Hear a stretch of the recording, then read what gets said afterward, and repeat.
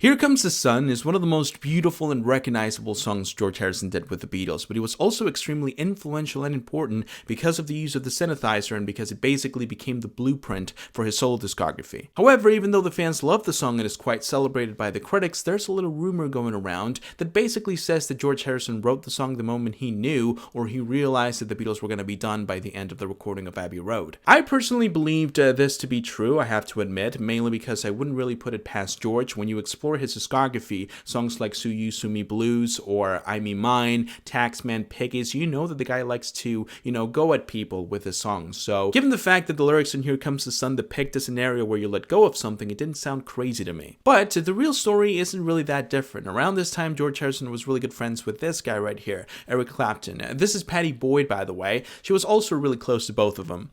Maybe a little too close. One day, George, probably tired of all the lawyers and all the accountants, decided not to show up to an Apple Corps meeting and instead paid his friend Eric Clapton a visit at his country house. It was a sunny day, the grass was green, the birds were singing, and the feeling of letting go of Apple, letting go of the money side of things, made him really happy. And it was out of this happiness that he came up with the lyrics for Here Comes the Sun. So this theory that he came up with the lyrics for one of the most beautiful songs of all time out of the idea of leaving the band and going solo is not true at all, and thankfully, because it's pretty sad. It doesn't take a genius to realize that George didn't want to be in the Beatles after 1967. Every single video and picture I see him in, he looks miserable. He looks like he wants to die. But writing one of the most cheerful and happy songs of all time out of the idea of leaving the band, that's fucked up.